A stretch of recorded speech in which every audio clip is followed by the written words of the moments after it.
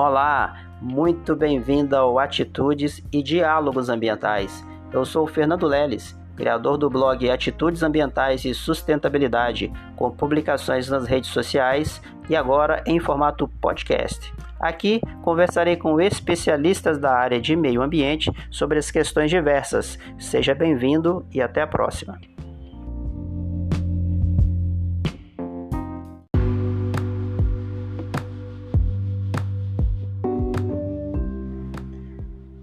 Olá, Marcel, muito bem-vindo ao Atitudes e Diálogos Ambientais. Tudo bem?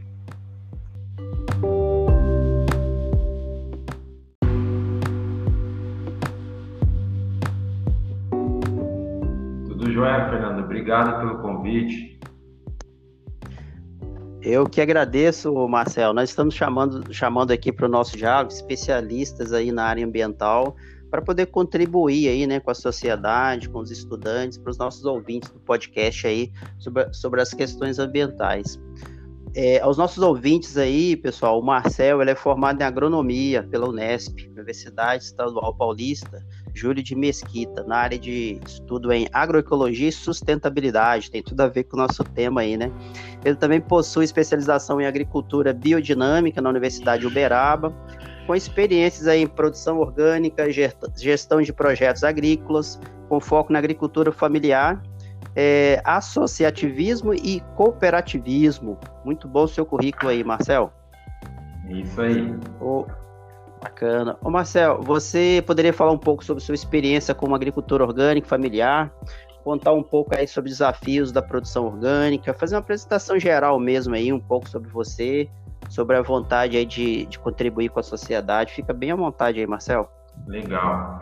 Então, Fernando, eu acho que assim, a minha história começa na agricultura. Os meus avós, né, o meu bisavô, minha bisavó, eu lembro muito deles em São Paulo. A gente é da região centro-oeste de São Paulo, né, ali na cidade de Bauru, aquela região.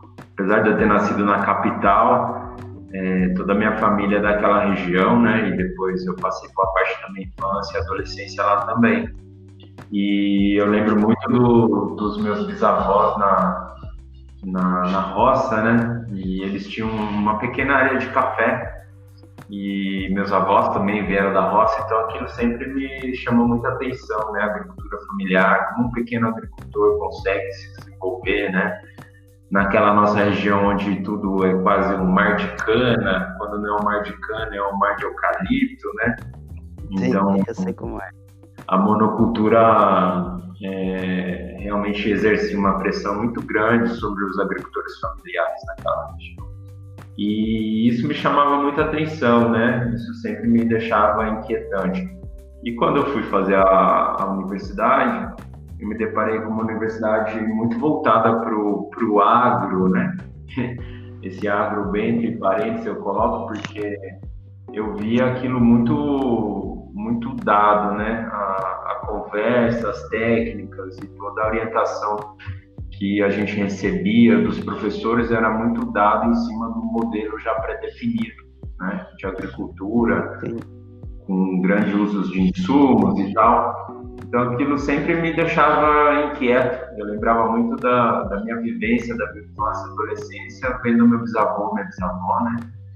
E naquele momento na universidade eu procurei fazer outras coisas. E o mais engraçado é que antes de eu começar a buscar esse mundo da agricultura alternativa, digamos assim, orgânica, biodinâmica, agroecologia, enfim, tem vários nomes e vertentes, né? Durante a universidade inteira, eu trabalhei muito com produtos fermentados, principalmente bebidas, né? Então, eu estudava bastante o tema de cerveja, vinho, cachaça, e aí eu logo sempre em contato com aqueles movimentos de agricultura orgânica dentro da universidade, o que é uma agricultura alternativa, né? Um pouco na rebeldia de ir contra aquilo que estava sendo falado, né? na sala de aula. E aí eu me deparei no final do curso, que eu falei, nossa, eu vou ter que ficar dentro de um um recinto fechado, que é uma indústria, produção de bebidas, e não era muito o que eu estava pretendendo naquele momento. E aí fui buscar o que é uma agricultura orgânica, né? Então, eu fui buscar fazer o estágio curricular, que no final do curso a gente tem que sair, e tive a oportunidade de fazer estágio num projeto bem conhecido em São Paulo, muito bacana, né? E dali eu segui em frente, né? Junto também com o estágio, no final do curso da faculdade, eu iniciei meu curso de especialização, né, de pós-graduação, que eu vim finalizar depois de um tempo, na questão da agricultura biodinâmica.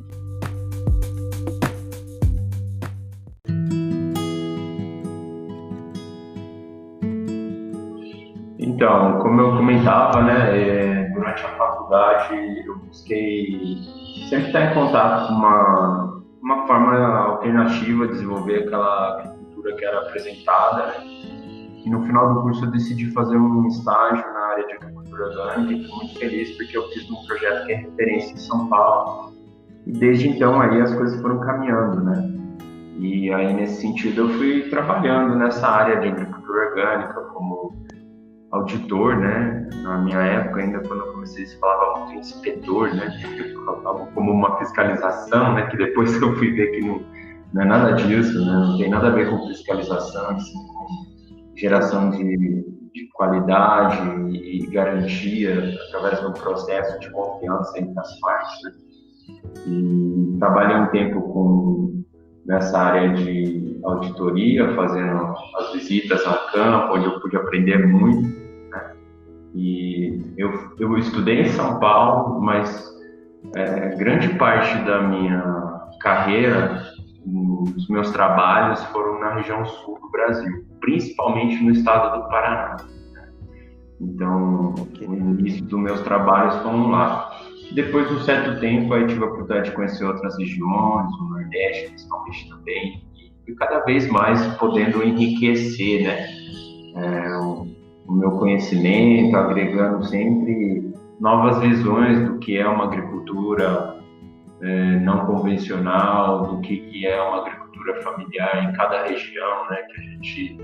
O Brasil é muito vasto, com culturas bem diferentes, então uma coisa que se pratica no sul do país não é o mesmo que se pratica no Nordeste, então essas diferenças assim sempre é muito importante para a gente sair daquela zona de conforto de que acha que entende uma coisa, um processo, uma metodologia, né, um conhecimento, enfim. Isso ajuda muito a gente a sair da casinha, como se fala, né? Entendido.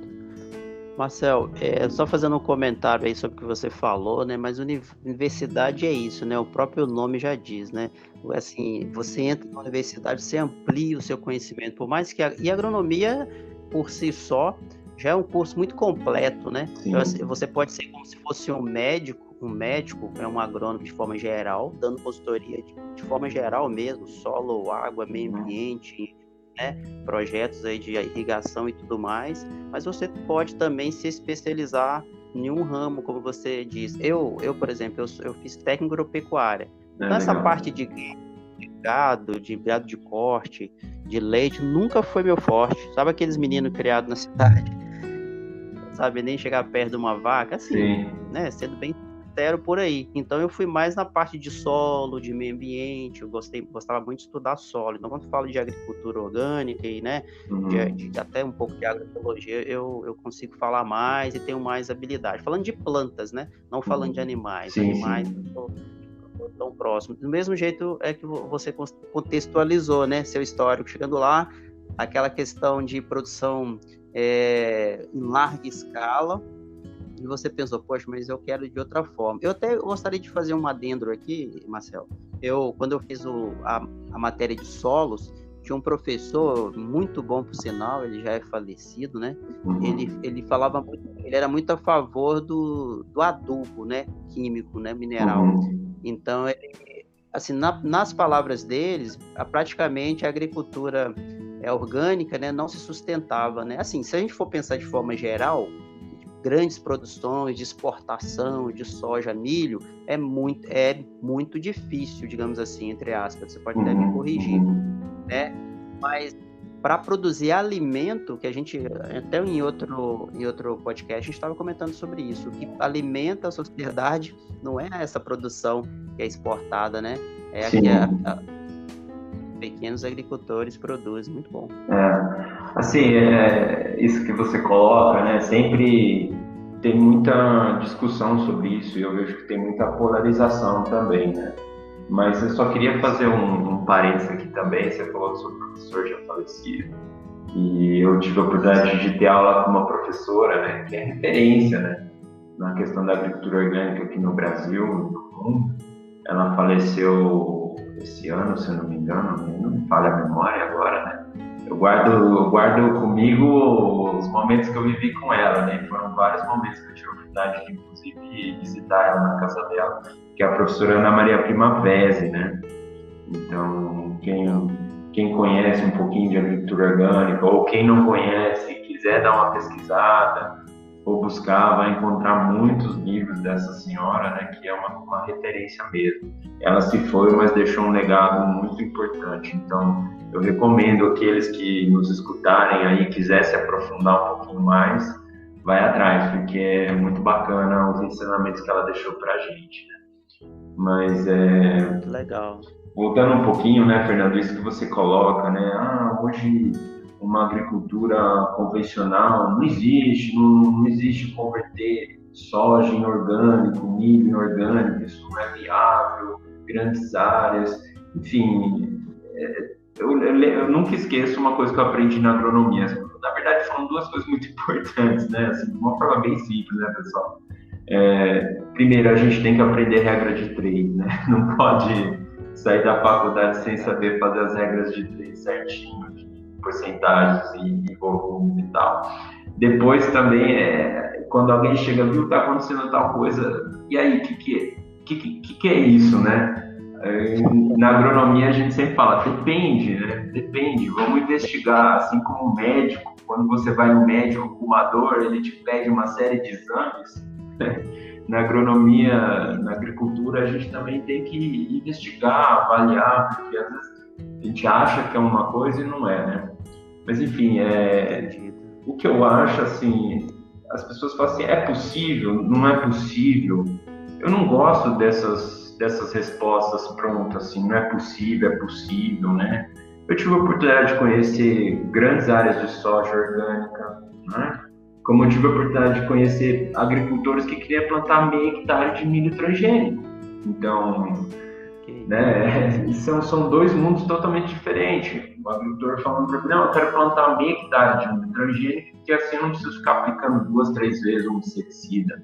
Aí eu me livro, porque o milho já é transgênico, aí a lagarta não ataca tanto. Então, e por outro lado, eu vi um agricultor enorme, acho que, se não me engano, na época ele tinha 5 mil hectares de soja orgânica, antenado com o mundo, querendo exportar a soja dele não transgênica, orgânica, porque tinha gente lá fora querendo comprar. Mas, voltando naquilo que você pontuou, né? As pessoas falam assim, mas se não existir a Revolução Verde, se a gente retirar todos os agroquímicos, tem várias definições aí, né? Agroquímico, eu chamo agrotóxico, veneno, que isso é o que é, né? No final é isso. Você pode dar um nome de defensivo agrícola, usa o nome que você achar melhor, mas não deixa de ser um veneno, um agrotóxico, né? Inclusive, insumos para agricultura orgânica também são tóxicos, dependendo da quantidade que você usa, né? Então, você tem que tomar um certo cuidado. E aí, eu vejo as pessoas falando, mas não é possível, a agricultura orgânica é moda, a agricultura orgânica não dá para grandes áreas. Tudo depende. Agora, uma coisa que é inegável, né, Fernando? As pessoas falam muito assim, mas se não tiver uma agricultura convencional, o povo passa fome. Aí, nesse ponto, eu falo, não, peraí, vamos botar uma vírgula nessa história aí e começar um debate um pouco mais amplo, porque você ter 1 hectare de grãos te produz, tem uma produtividade elevada de grãos e tudo, mas assim, as pessoas não vivem de comer grãos, né? A maior parte da produção nossa de grãos vai embora, vai para a China, vai para a Europa, para alimentação animal, que depois, né, enfim. Mas se eu faço uma comparação, né, eu tenho aqui, que eu dou apoio aqui, né, a alguns agricultores agricultores que têm hortaliças, têm horta. Então, eles têm lá, não chega 1 hectare, né? 1 hectare aí, 10 mil metros quadrados, dependendo da cidade, dá para fazer uma comparação com uma quadra, né? Uma quadra de uma cidade. Entendi. E eu, no meu conhecimento prático, eu posso afirmar com certeza que 1 hectare de horta produz muito, mas muito mais alimento que 1 hectare de soja ou milho ou qualquer outro grão que seja, né? Porque numa área de 1 hectare você tem uma diversificação muito grande numa horta, você planta vários tipos de alimentos, você está colhendo vários tipos de alimentos ao mesmo tempo, porque você não vai plantar 1 hectare de alface. Um agricultor familiar, né? Verdade. Ele vai fornecer uma série de produtos, né? Então ele planta um pedacinho, ele planta, enquanto ele está plantando, ele está colhendo, enquanto ele está colhendo, ele está preparando o solo, tudo ao mesmo tempo, né? E isso implica também uma questão econômica, porque eu sempre chego para os agricultores que eu falo, procura dividir sua área em 4, 5, né?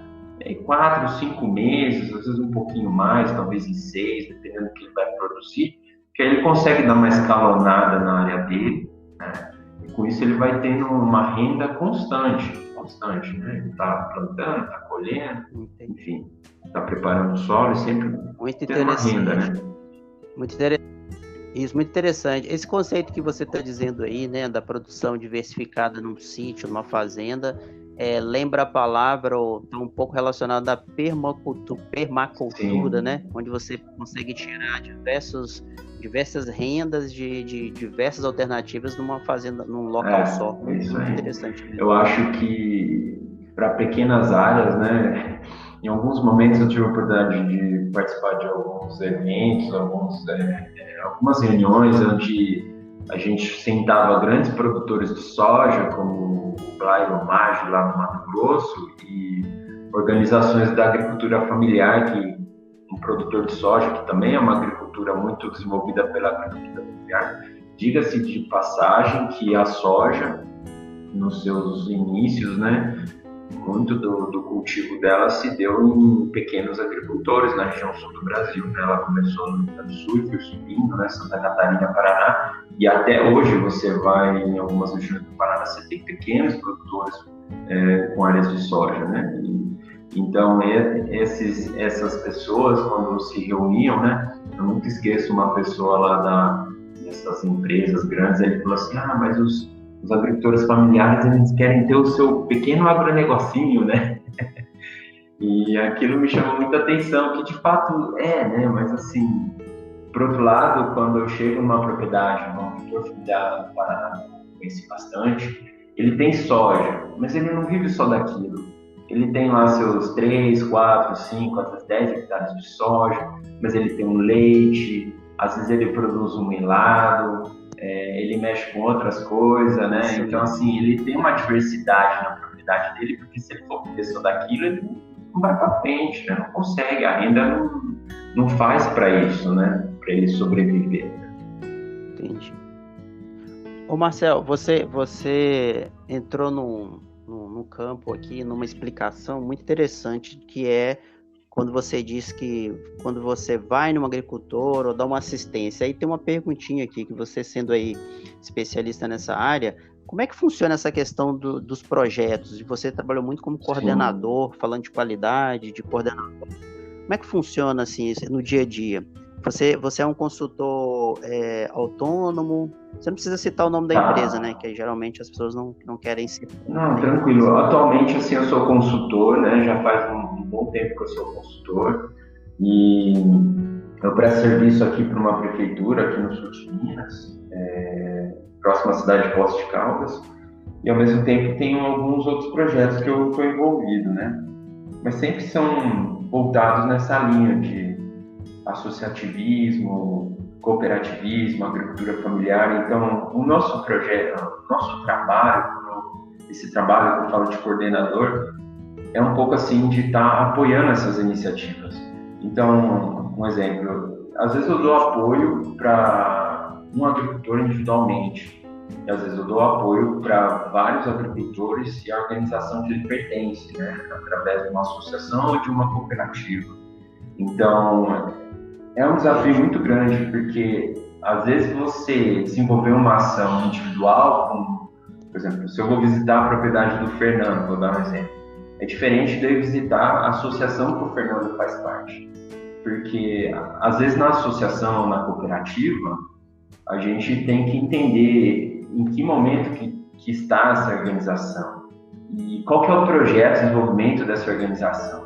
De que momento que eles estão partindo, né? De que ponto que eles estão partindo, onde que eles querem chegar, porque não adianta também você querer impor algumas ações para uma organização, principalmente, se ele não está naquele momento ideal da vida dele, né? Então tem aquela curva de conhecimento que ele vai ter que passar, principalmente grupos organizados é um tema, né? Porque você precisa entender como que está aquela organização, se aquela organização está pronta para iniciar um processo de comercialização mais robusto, ou se eles estão só organizados para buscar projetos de apoio, ou se eles já estão mais focados, talvez, em acessar um mercado externo, buscar financiamento, enfim, com bancos e iniciativas privadas para poder capitalizar eles no momento de compra da colheita, tem o exemplo aqui do café, né?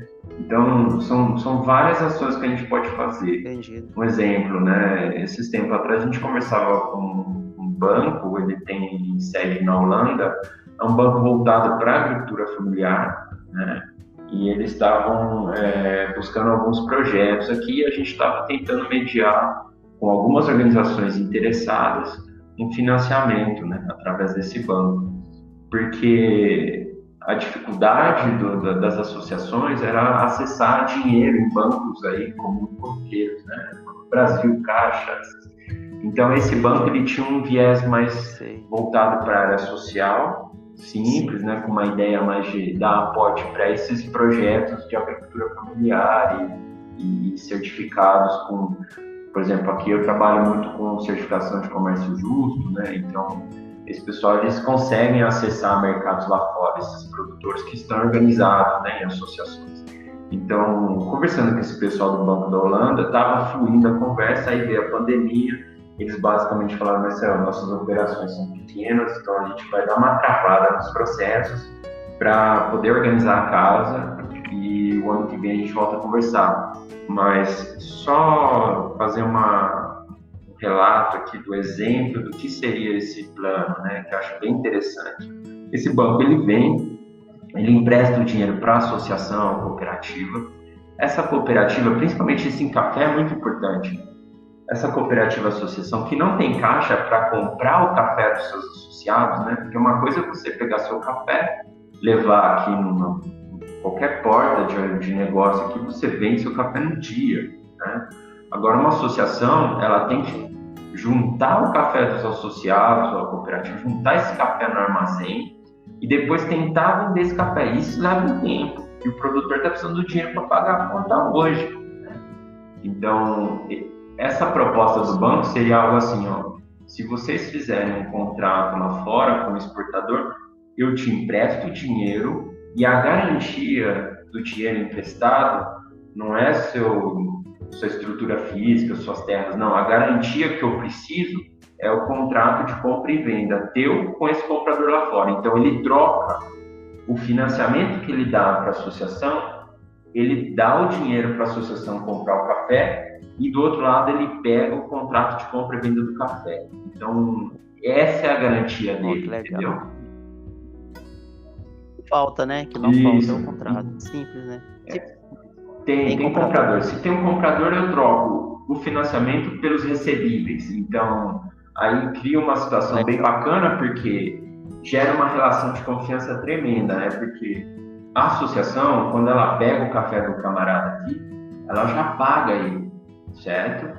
O comprador lá fora sabe que esse café já está sendo pago, está garantido. E ele sabe que a garantia dele é o financiamento que foi dado. Então, ele entrega o contrato para o banco que dá o dinheiro. É como se fosse um adiantamento, mas de uma forma bem mais estruturada e acordada isso em contratos, né, vinculado por sistemas bancários. Então, tem esses projetos, ou seja, tem essas iniciativas. A grande dificuldade que eu vejo é você entender e conhecer esses processos, essas pessoas, essas iniciativas, né? E tentar se desenvolver com os projetos da agricultura familiar, com associações, cooperativas, né? Porque realmente, quando você vai nos bancos, Banco do Brasil, Caixa, aquela regra, é o batidão. Então, às vezes aquilo ali é muito difícil, às vezes um agricultor se encaixar, uma associação se encaixar, né? Então, essas iniciativas voltadas específicas para esse tipo de agricultor ajuda bastante. Então, um coordenador de projetos, né, eu dei um exemplo, né, mais ou menos isso, né, mas a gente também tive algumas experiências, por exemplo, de ajudar nesses contatos com compradores que vêm de fora. Então, às vezes tem um comprador que vem de fora e fala, quero conhecer o pessoal lá, vamos lá, a gente leva, apresenta, tenta mediar as conversas. Então, esse é um trabalho de um coordenador, né? Mas também um coordenador, em algum momento, ele vai estar lá na roça, ajudando o produtor, explicando para ele, não faça isso com o café, né? Porque o cliente lá fora não quer isso. Não caminhe sobre o café, porque o café é uma bebida, é um alimento, você não pode andar com sapato em cima do café, né? Então... Legal. E aí já envolve a qualidade. Sim, a qualidade do produto, né? Muito legal. Isso aí. Porque o café, quando eu estudei, eu sei é um modo de dizer, mas assim, eu estudei isso, né? O café de cereja, o café que você colhe no pão de cereja e o que você faz a derrista no pano, tem menos qualidade, sai grão seco, verde, e aí até o trabalho do consultor aí. Marcel, você estava falando, eu estava pensando aqui, né? O quanto é importante esse seu trabalho, né? Assim, você vislumbrou, né? Você falou que quer desenvolver, que é o trabalho, né, do pequeno produtor, da associação, o quanto é importante, né, você fazer o meio de campo com o conhecimento de saber quem que vai financiar e como as cooperativas e as produtoras podem fazer para entrar nesse processo e fazer uma agricultura sustentável, onde o produtor consiga plantar com assistência sua, com o seu conhecimento e até de outras pessoas que eu tenho certeza que vocês envolvem também, e ter uma produção sustentável, digna, bem importantíssima a sua função aí, Marcel. Eu acho que esse nosso diálogo aqui serve para os jovens também, serve para qualquer pessoa, inclusive para um produtor aí, né, da sua cidade ou do Brasil todo que seja, escutar isso aí e até buscar esse tipo de assistência, muito bom. Aí pode Não, legal, é isso mesmo, Fernando. Assim, vou dar um outro exemplo bacana aqui, que eu acho que hoje, sabe, sem desmerecimento nenhum, né, longe de mim desmerecer o trabalho de produzir o alimento, algum produto agrícola, né, é muito custoso, é muito trabalhoso, precisa de muita dedicação, são vários dias de trabalho, vários dias de planejamento, enfim. Mas eu acho que o desafio maior hoje não é produzir, né? Para mim, na minha observação aqui, o desafio maior hoje é você fazer uma boa venda.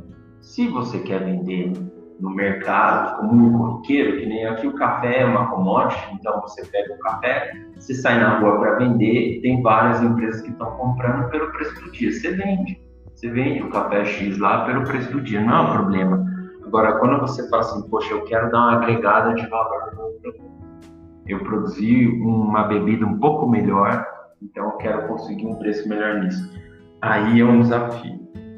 E aí que mora, eu acho que é um trabalho de paciência que muitos agricultores precisam se antenar para isso. Tem gente que já está bem evoluída nisso, mas se tiver algum agricultor aí que um dia for escutar, eu acho assim, se você pensa em agregar valor no seu produto, primeiro você tem que ter uma boa história, depois você tem que ter um bom produto também, né?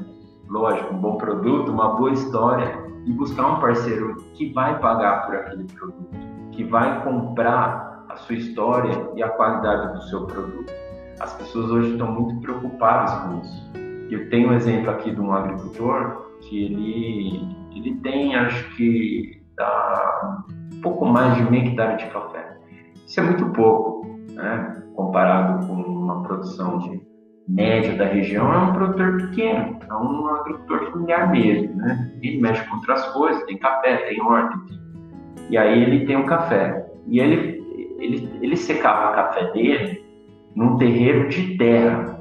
Antigamente se fazia muito isso. Caramba. Agora não se faz mais, né? Certo. Por vários motivos, né? Técnicos, mas enfim, ele secava o café dele num terreiro de terra, né?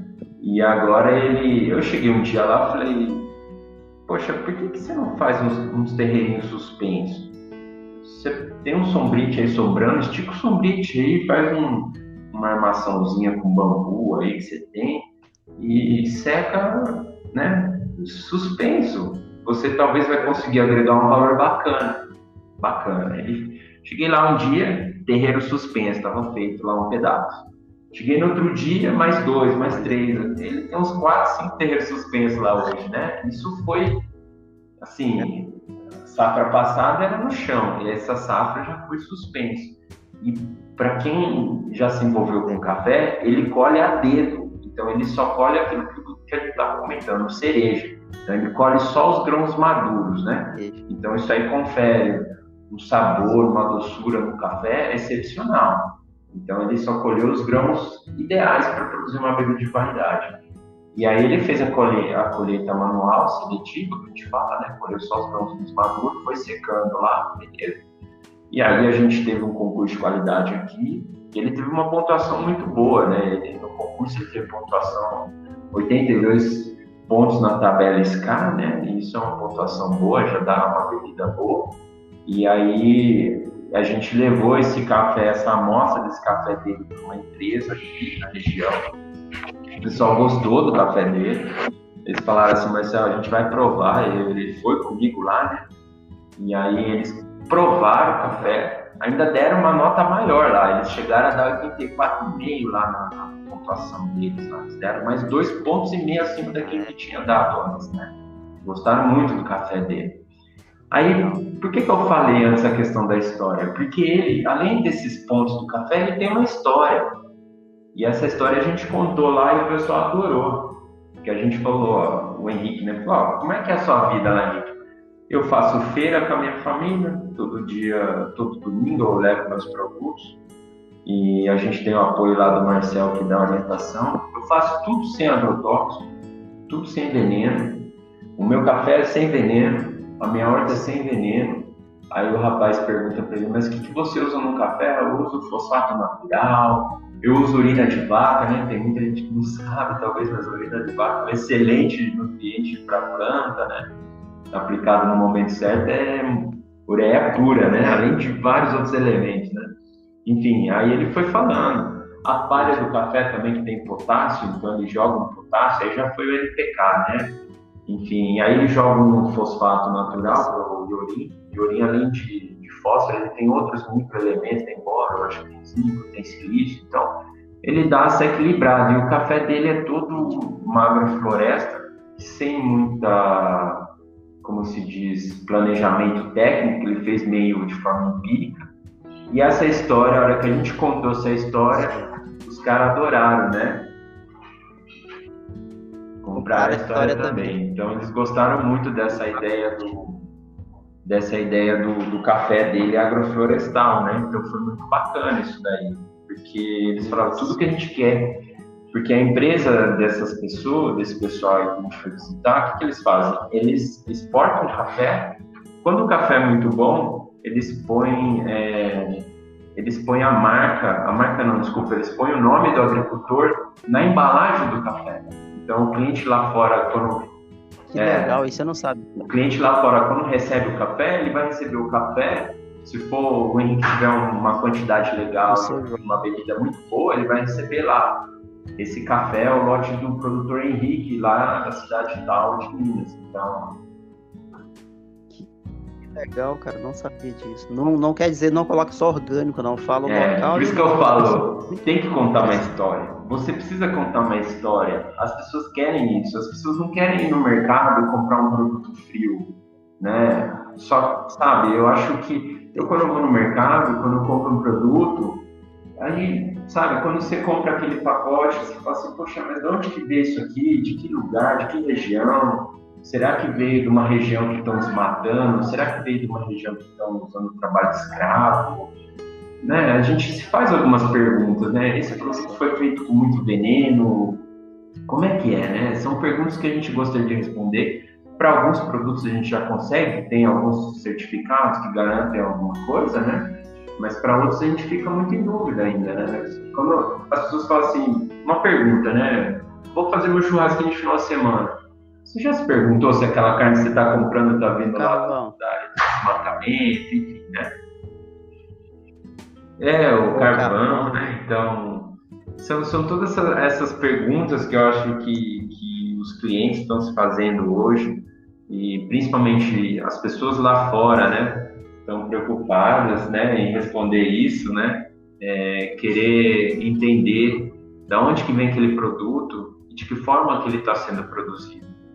Eu tenho uma informação que eu achei muito bacana. Outro dia eu estava conversando com uma pessoa da Holanda e a gente falando nesse mesmo bate-papo aqui, né? E ela me falou assim, Marcelo, aqui na Holanda a gente está preocupado com 3 coisas, né? Principalmente assim, na seguinte ordem de grandeza. Primeiro, a gente quer um produto voltado, né, que tenha respeito pelo social, depois pelo ambiental, né? E depois a parte mais assim econômica, né? Então, você vê, enquanto em alguns lugares se preocupa muito com a questão de preço e qualidade está lá em último. Para eles estão preocupados muito com a parte social, né? Achei interessante essa avaliação, mas isso é da Holanda, né? Muito forte deles, então preocupação social. As pessoas, quando eu vou também fazer algum treinamento que eu trabalho e tudo, eu falo, o principal é a segurança das pessoas, porque o bem material da empresa e o meio ambiente dá-se um jeito, né? É caro, mas dá-se um jeito, e a vida do colaborador a gente não consegue retornar ela, mesmo se ele for, tipo, surgir alguma coisa lá, algum problema de saúde, que você não consegue reverter. E essa preocupação aí, primeiro, social, é importante, que é a parte das pessoas, é o principal. Tem as pessoas que não têm meio ambiente seguro, né? Não tem dinheiro. Então, essa visão que você está tendo, assim, parte da Holanda, né? É uma visão totalmente... Essas últimas comentários aí, totalmente voltado à estabilidade. Eu digo até amplamente, você começou assim, colaboradores, quer dizer, nós, pessoas, né, colaboradores, temos que ter essa preocupação, né, de comprar algum produto, dar uma olhadinha lá, nada de onde veio. De repente, eu tenho um produto hoje, né, que tem preço mais alto por causa do frete, eu tenho um produtor local, da mesma forma que é o mercado local, né, ajudar esse produtor, comprar na feira. Da outra vez eu estava com um colega, até conhecido seu, sim, que é rico, né, quando eu for à feira, a gente tem essa mania, eu falei para ele, né, a gente tem que talvez parar com essa mania ou dar mais importância. Por exemplo, quanto que custa um óleo de couve, né? É X, mas você não faz por 2. Aí, será que a gente escutou a história daquele plantio, né? Como é que demorou para plantar e tal? E a gente talvez tenha que separar, ó, eu vou gastar tanto e chegar lá, claro que eu quero um produto de qualidade, mas também não vou pechinchar tanto, né? Para valorizar a história, porque aquela atrás da couve, do mesmo jeito que atrás do café, é o que você falou que eles gostam muito, é a história, né? Qual que é a história que tem por trás daquilo? É acordar de 5 horas da manhã, né? Fazer as irrigações, fazer os tratos culturais. É muito bom, Marcelo, o seu depoimento, a sua história que você está contando aqui, está servindo de exemplo para profissionais, agrônomos, ambientalistas, das pessoas do ambiente, jovens, qualquer ser humano, é muito legal. Sim, né? É uma escolha que a gente faz na nossa carreira, em várias outras áreas, né? Você escolhe, né? Se você escolher seguir por um caminho, você vai traçar aquele caminho. Então, as pessoas, dependente da profissão, né, ela tem que escolher, né? Então, Eu acho que hoje, mais do que nunca, né? Eu acho que sempre foi assim também, mas hoje isso está mais evidente. A gente tem que ter um olhar mais profundo para as pessoas, né? O que elas estão fazendo, o que elas querem fazer. E muitas vezes chego assim numa primeira visita a um produtor e aí eles me ligam e falam: Marcel, pô, dá um pulo aqui, fiquei sabendo que você trabalha aí, dá um pulo aqui olhar minhas alfaces, elas estão morrendo e tal. E eu chego lá e falo: ó, eu acho que essa visita aqui é a última coisa que eu vou dar orientação para você para resolver a situação da sua alface, porque vamos conversar de várias coisas primeiro, né? Porque para a gente chegar naquele problema da alface, a gente tem que entender o todo primeiro, né? Por que está plantando alface, o que você está fazendo, enfim, qual que é o teu foco, né? É o doutor, né, da agricultura, né? É o porque clínico. Às vezes as pessoas estão não digo teimando, né? Mas estão insistindo numa situação que não faz sentido, né? Então vamos mudar, vamos fazer algo diferente. Lógico, a gente depois dá uma orientação técnica, mas antes de tudo, mais do que dar uma orientação técnica na parte agronômica, a gente faz muito aqui, né? Esse trabalho que eu desenvolvo atualmente é muito no trabalho de extensão rural. Então, extensão rural você tem que olhar o todo. Você não tem como chegar lá e falar: não, qual o problema? Eu me lembrava muito na época da faculdade, né? Peraí, você tá com alface, tá comendo bicho? Vamos contar os bichos, porque se tiver 10, tá ok. Se tiver 11, a gente tem que passar um veneno. Então, é a tal do nível de dano econômico, né? Quando atinge o nível de dano econômico, você entra com o produto.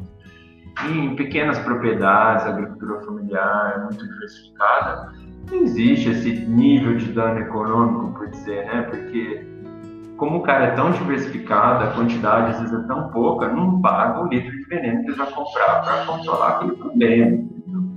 Então, geralmente você tem que ir para outras ordenanças. Mas aí o que você faz? Então você vai para práticas culturais, né? O manejo, né? Como está sendo feita irrigação, está fazendo rotação de cultura, que variedade vocês estão plantando, está diversificando, né?